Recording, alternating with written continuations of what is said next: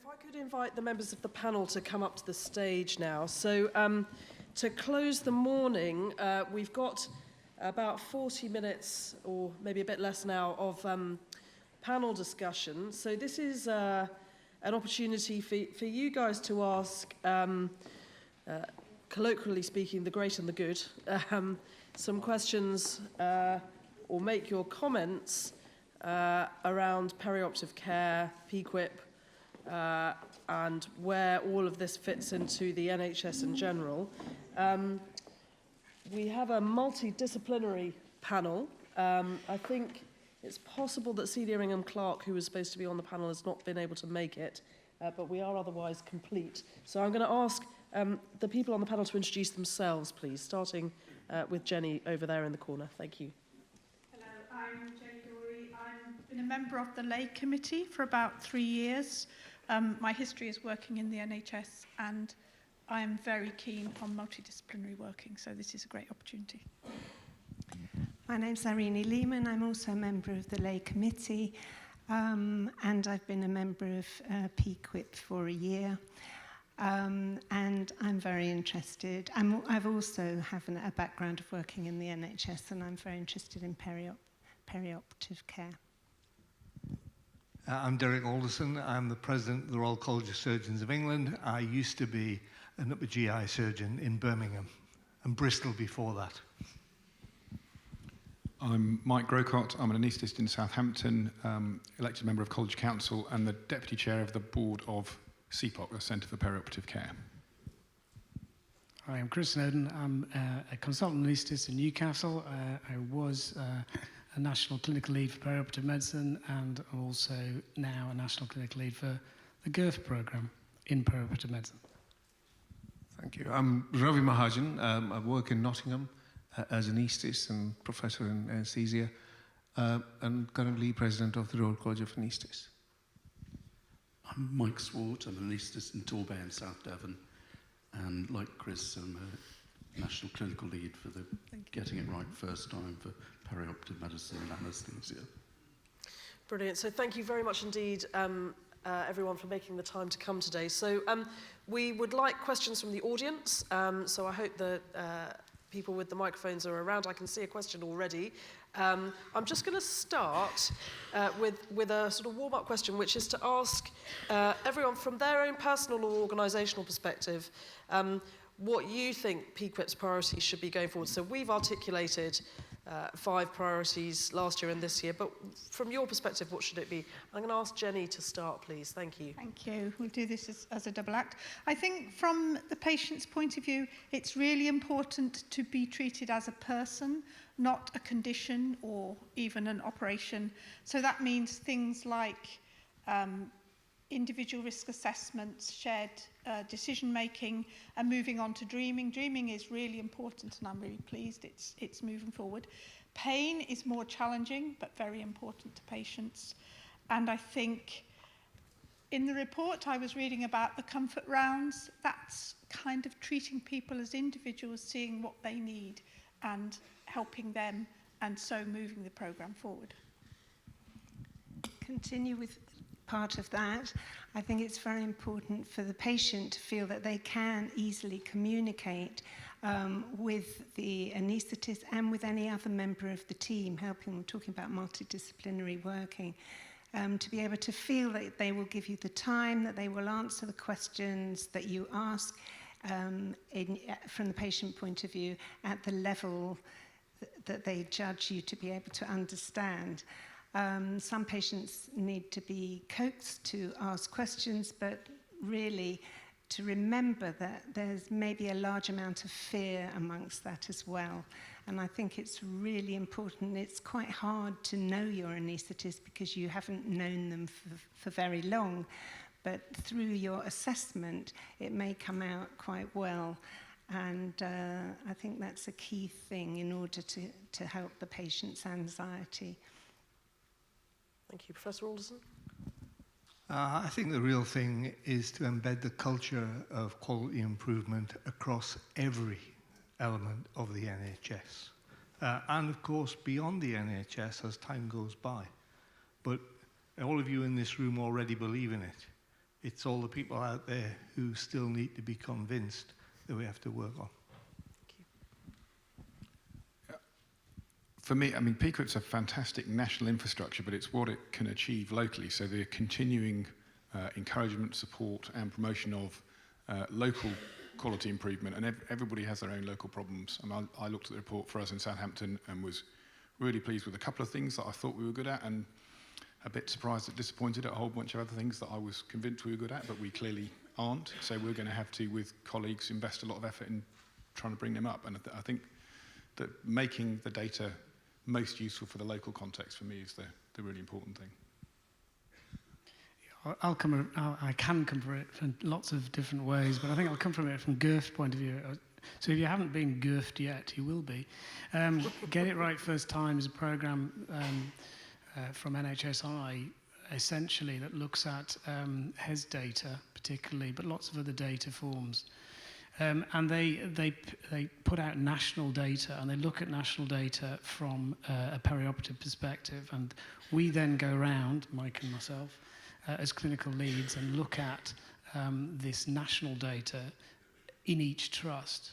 The important thing about the national data is it's very poor in terms of perioperative medicine, and it's very poor in terms of anaesthesia. You're not really logged in. 20% of consultants in the NHS are anaesthetists, and you don't appear in the HES data. So that HES data is picking up a national perspective on cross-cutting themes right across surgery.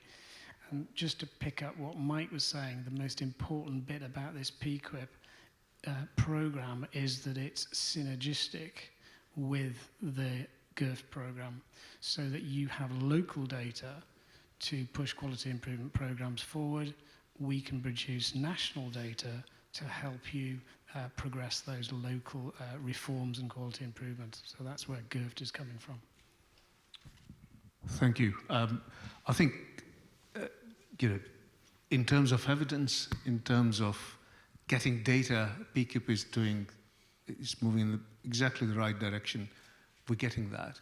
The challenge that we've heard from earlier presentations today is how you make a change happen locally. So how you translate that evidence into quality improvement locally. And as Derek said, culture is important. I think what Mike said was that local context is important. I think leadership development locally, whether PQIP could be the means of it, because you've got local leaders there, and it's the local leadership and the green band, which was shown by one of the presenters earlier on, how they talk to the local governors, the local people who have purse strings in hand, and how they then also talk to people on the ground. That leadership element is quite important. I think more we can do, collaboratively to develop that kind of leadership program that could run alongside creation of data in local context, better it would be. Thank you. I'm going to summarize what everybody's just said in front of me. It's all about developing good relationships and communication between patients, anaesthetists, surgeons, nurses, everybody involved in the process. So relationships and communication. Thank you, everyone. So questions from the audience. Also, please ask questions through Slido. We're very keen to hear them. There was a question in the middle of the audience just a moment ago. Or anybody else? Okay, so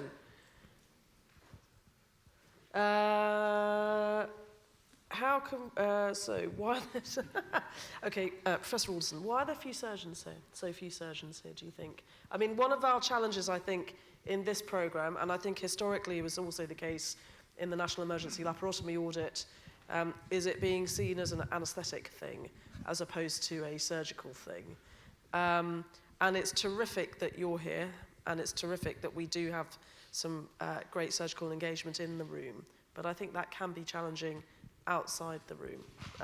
Ravi's going to step in.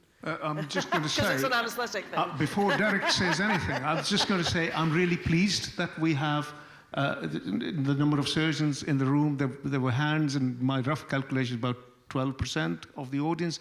which is actually great. And much better than last year. And also, to have President of Royal College of Surgeons in England here discussing this with us, talking about the culture, I think is a real step forward. So I would think, although the question's framed negatively, it is actually quite a positive development, which I see here today. Thank you. I agree. Well, at least I'm off the hook now.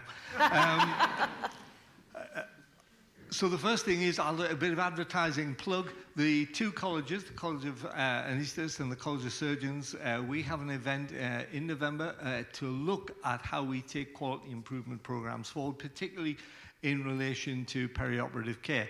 The colleges, our two colleges, feel that we should take the lead with this. I agree that the surgeons have been a little bit slower to come to the party. Maybe just the nature of the title that we gave the program overall is have greater appeal to anesthesia.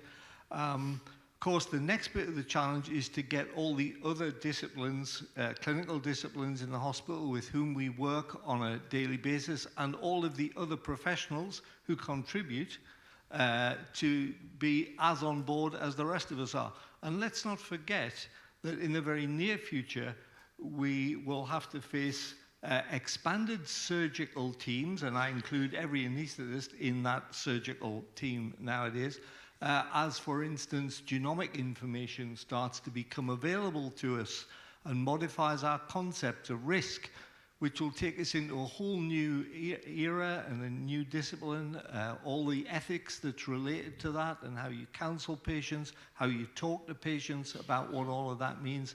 So this is big business, and the surgeons are committed to it, and the two colleges, I can tell you, are committed to it.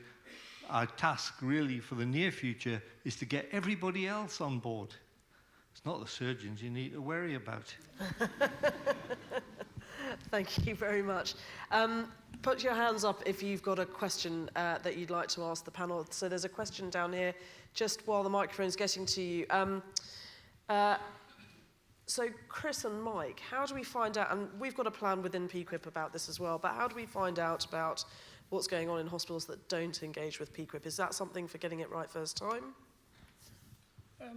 I think it's a component of it. I mean, the deep dive visits we do, we ask whether you're engaged with PQIP, and I think the fact that it's been added onto the audit list as a sort of quality sort of marker is really important. So we will ask them, and I think in the future, if you don't know your PQIP data, there's going to be a struggle in terms of how good your department are. And I know, although GIRFT is not a regulatory body, and that I think is very important in regards to the surgeons, just crossing that question, I think we have to prove that PQIP is not regulatory, as is not GIRFT. So therefore, these are not predatory data collections. These are collections to help us quality improve. So I think that is a real key, and the surgeons need to know that as well. We did it the other way around because the vascular database, which is the National Vascular Registry, we were very slow at getting into that. Very, very slow as anaesthetists, but the amount of data we're getting out now is really very important. It's not predatory, it's not regulatory, it's to help us improve. And I think that's where we in the GIRFT program are trying to develop the data that comes nationally to integrate it with the local PQIP data to make sure that it's not a worry for people, it's something there to help you.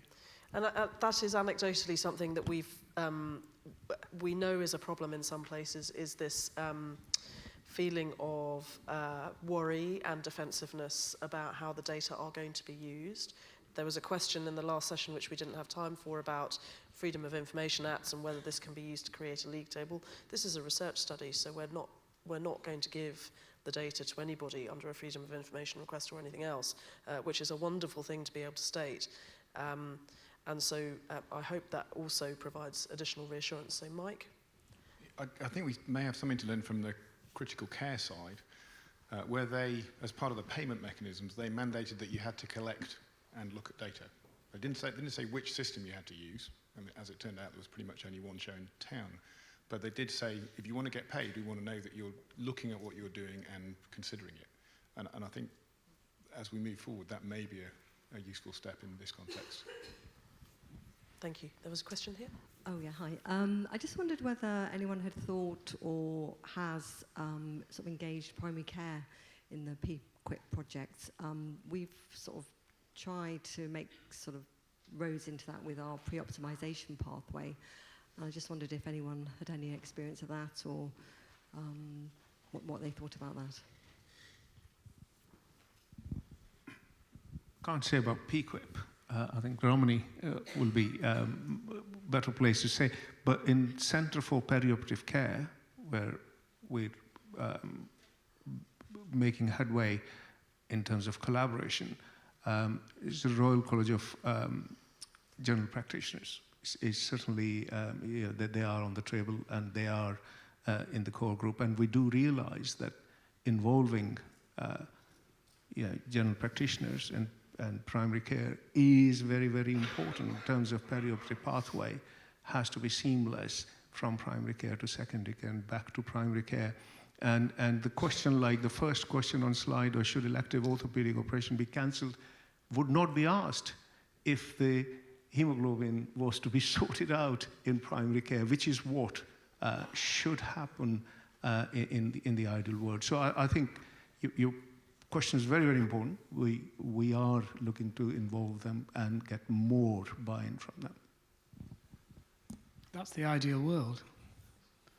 I think that's one of the problems, that GPs are so inundated with what they do, and my general feeling is that what we can do to help in the perioperative setting is more important. So, for instance, where I work, we've now set up a COPD clinic within pre-assessment. So we're actually developing a clinic to sort out some of the optimization problems in the context of perioperative medicine, which the GPs just haven't got that time to do. They may have specialist nurses, but when it comes to looking at perioperative problems, they haven't got the time to do it. So I think it has to be a collaborative approach. We can't say, the hemoglobin is a problem, sort it out. I just don't think they're going to do that.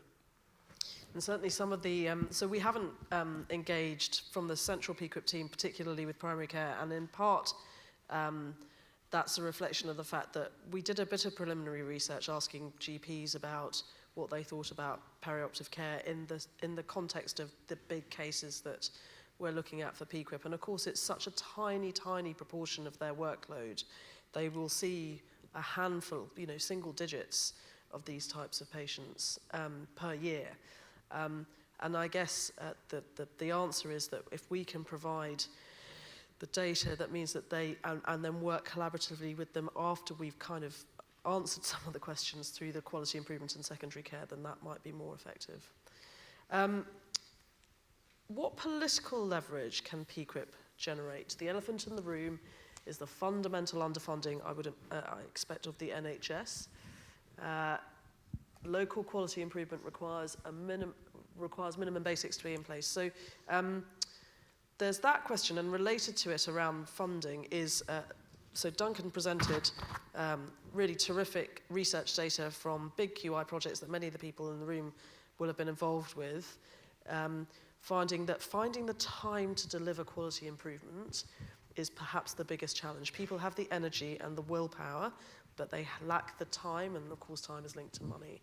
So either of those questions around time and money, I'd be grateful for a response. Maybe I'm going to look at Professor Grocott to start with.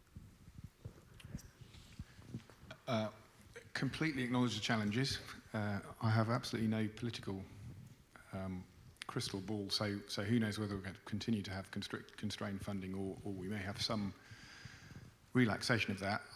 I mean, Neela's a really interesting example where there was essentially no resource, and through the combined efforts, and I don't know how much of the benefits to attribute to each portion, but the combined efforts, and there's a great editorial in the BJA this week, I think, about this, of 2 major studies, lots of minor studies, surgeons, anaesthetists, whole load of other members of the perioperative team working together, the mortality has come down and down and down and down in a really impressive way. And I think, I mean, my reading of the PQIP data is, I mean, there's lots of wrinkles in the road, but it feels like you might be starting to generate that. And once you start to generate that positive momentum, people are much more interested in being engaged when it becomes a credible way of moving forward.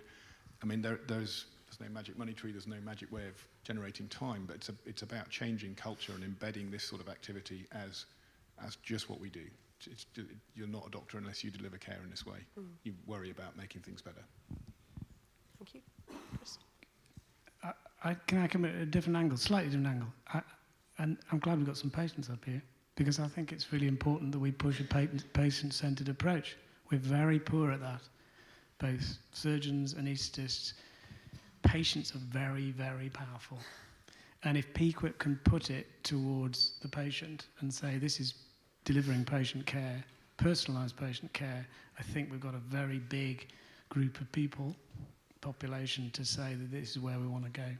So I suspect the way that PQIP produces its outcomes may be more beneficial to start looking at those little, the ones that you've shown just a small amount today, about patient benefits in terms of long-term patient benefits, 6 months patient benefits, regret, expectation, etc., etc. And I think if you deliver it in that way, then you're going to get a lot of public support, and patients are the key.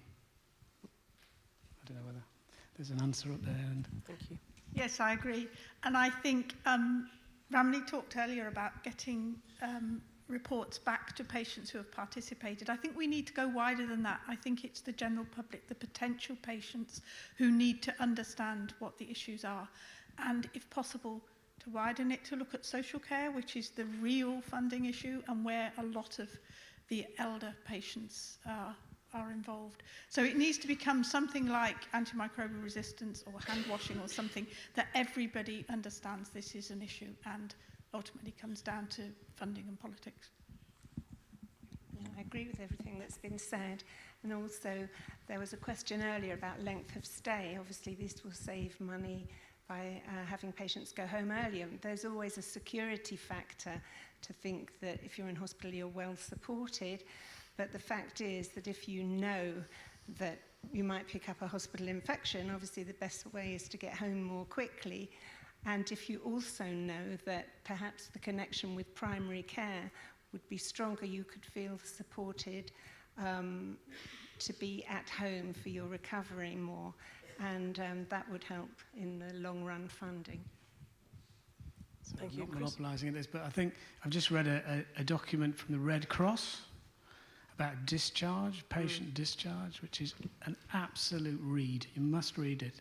It's about patients coming out of hospital and how they actually try to re-entry into the normal, their normal lifestyle.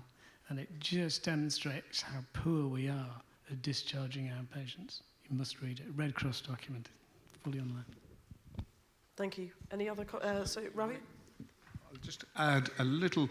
I think patient experience very, very important to advertise that and have patient stories out there to generate that momentum, but also the cost-benefit analysis or somewhere the economical argument that this makes sense.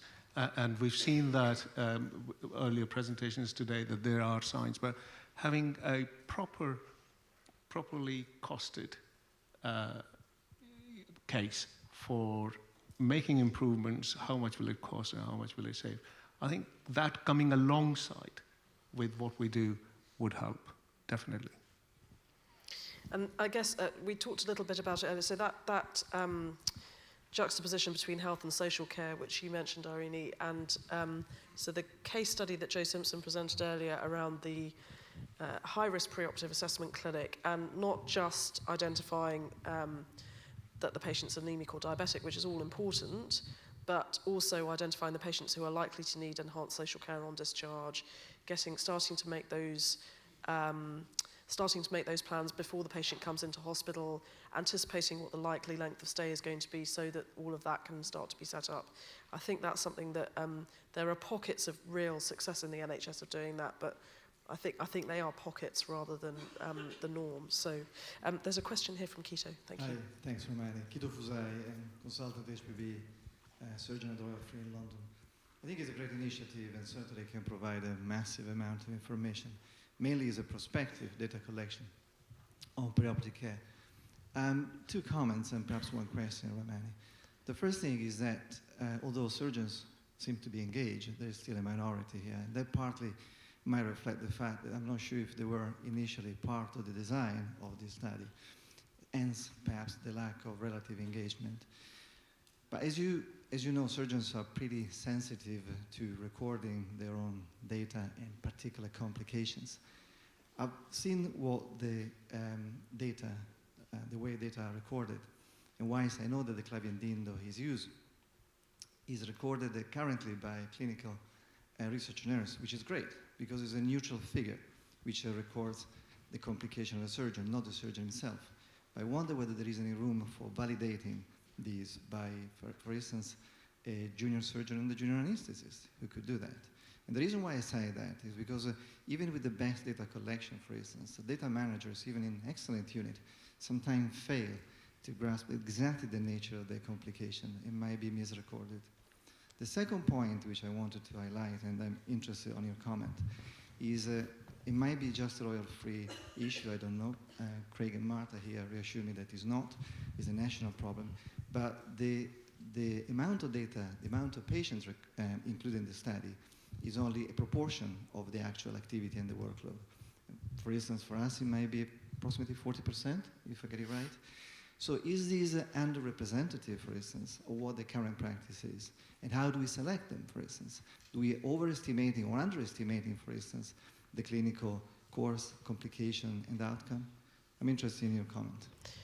So I'm going to take Chair's action to answer a couple of those questions and then open it up to the panel around the specific issues about how surgeons validate the data locally and all of that and how it's presented. So in terms of collecting a sample of patients, so one of the research questions that we have is how representative the PQIP sample is of the sample in a hospital. And one of the analyses that we are doing, and we've just made a start on it, is to compare in each hospital and nationally patients who are recruited into the study against HES data, hospital episode statistics data, which is that administrative data that hospitals are required to fill in for coding and billing purposes.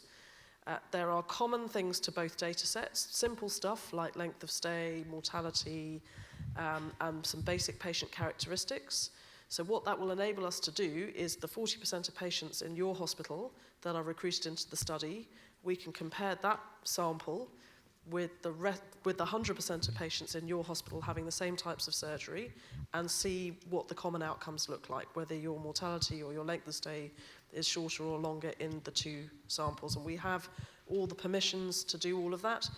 We just haven't done it yet, but we will continue to do that along the way. And we don't know what that's going to reveal, obviously. My hunch is that it's generally fitter patients that tend to go into research studies, and it's likely, therefore, that we'll find that the PQIP patients are a fitter population than the general population. But we don't know that, and that's why we're going to look at it. You've got to come back on that. Did you just say that? The complications are recorded based on coding?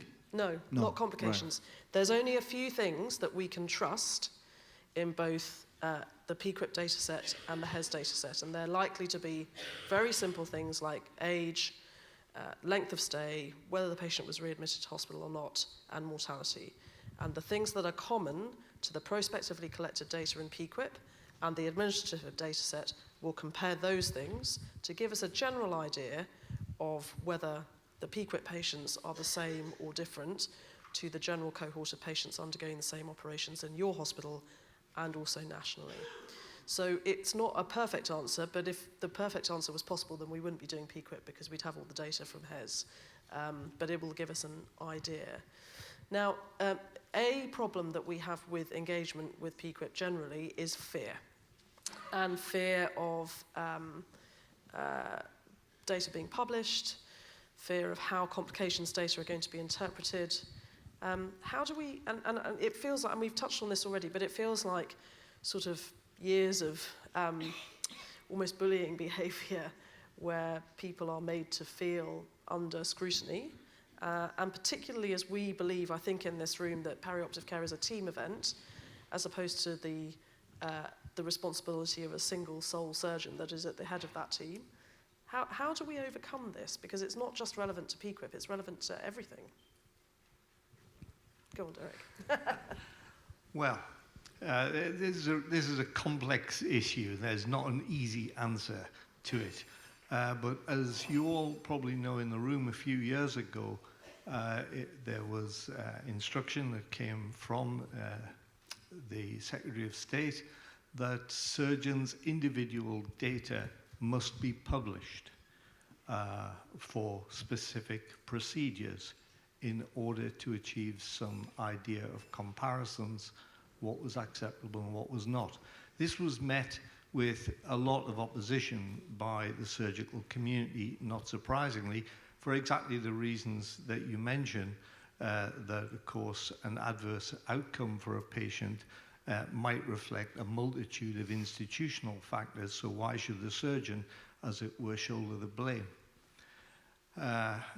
On the other side, we made a decision that it was reasonable to do this in the interests of transparency, and that modern society would view the fact that if the surgical community did not do this, that we had something to hide, even though that might not be true.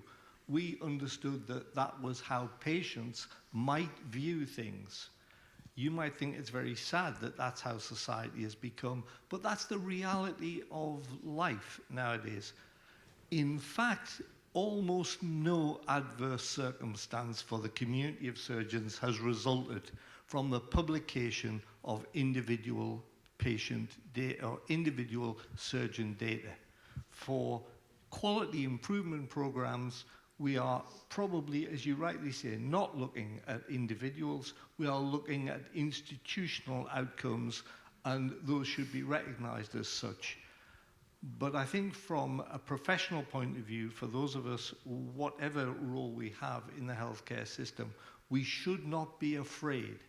And it shouldn't be something where people think, oh, well, my hospital is going to appear badly as a result of this. That is not what happened with individual surgeon data. I don't see any reason to believe that that is what would happen with institutional data related to a quality improvement program. Quite the reverse. The fact that we're saying we're doing it is actually our very best defense. Thank you. I mean, Derek's answer reflects the problem, which is entirely cultural. And as with similar questions, if you flip the question, if they're going to be nervous of anything, shouldn't we make it that people are nervous of not being able to say, oh, our dreaming rate is, or our, I did 75 last year. So to simply be able to go, I don't know, it doesn't matter, becomes unacceptable.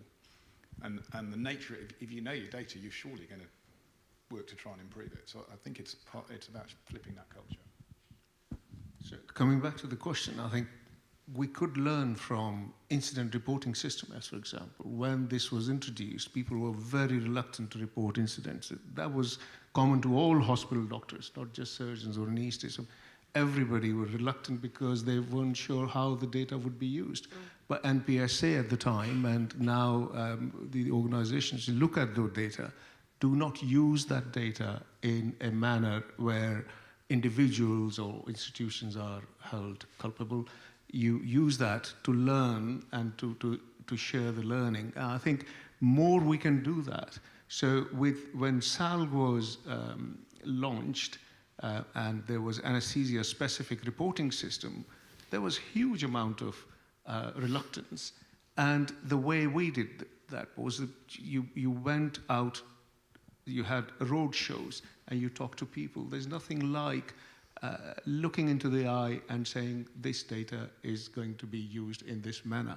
And I think that inspires that confidence. So maybe when we come to that stage where data has to be, it becomes important and we need to capture that, that would be the way to do it, is for the colleges and with CPOC coming together and having 12, 13, 15 road shows. Takes a year, but you cover all the regions, but then you deal with how you collect data, but how the data would be used then.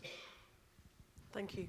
I'm going to come to a couple more questions on Slido because I think they're very, very interesting. So the focus on cancer waiting times, is that resulting in patients being under-optimized before surgery? So I'm going to maybe come to this mic first of all. Actually, a quick show of hands. Who believes that to be the case? Who thinks that patients are not being adequately prepared for surgery because of the emphasis on targets, cancer treating targets in particular? So roughly 50-50. Okay, so. I think the answer is yes, but I think the solution isn't a simple one. There are patients with anemia or patients who may benefit from weight loss or exercise or optimization of diabetes.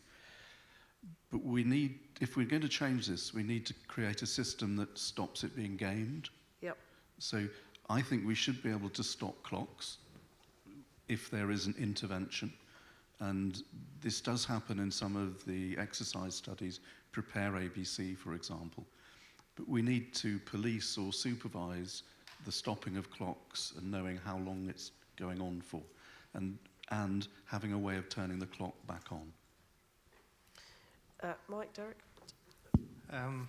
Well, without dwelling just on cancer waiting times, in any healthcare system like the NHS, where you've got more than 4 million people waiting for treatment, and at the moment more than 600,000 people who've waited for more than 18 weeks for an intervention, it's inevitable that all of those patients cannot have a stable medical condition or a stable state for that length of time.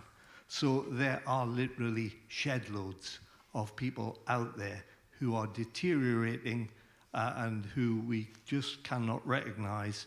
Our primary care colleagues cannot be expected to review every patient on a regular basis, and it's inevitable that patients come to an operation and they are not fully optimized. Frankly, it's disgraceful.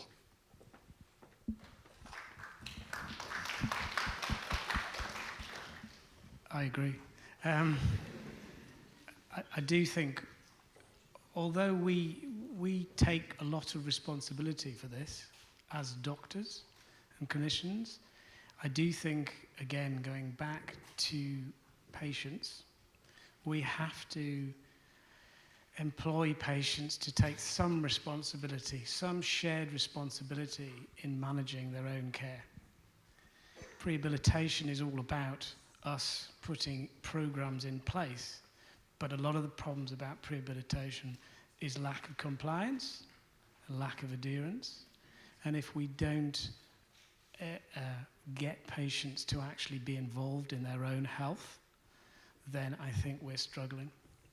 So going back to the question that was asked earlier about that interface between primary and secondary care, which we've not really engaged with in PQIP, but to our lay representatives here, most patients coming to have the type of surgery that we are covering in PQIP will have had a reasonably long workup. Even if they were discovered on a cancer screening program, they will have had a few weeks at least, maybe a few months, maybe somewhat longer than that, before between a diagnosis being suspected and a diagnosis being made and a treatment planned. So how do you think patients would react to the idea of having to take a bit more control over their own health right at that point that they're screened, or right at the point that they present with their first knee pain and so on? How do we communicate more effectively with patients about what the potential benefits are? Sorry to put you on the spot. Yeah, it's a difficult one. It's very interesting. I mean, people, the public, I think, are more interested in their health now. There's so much on the internet, there's so many sports programs, and so on.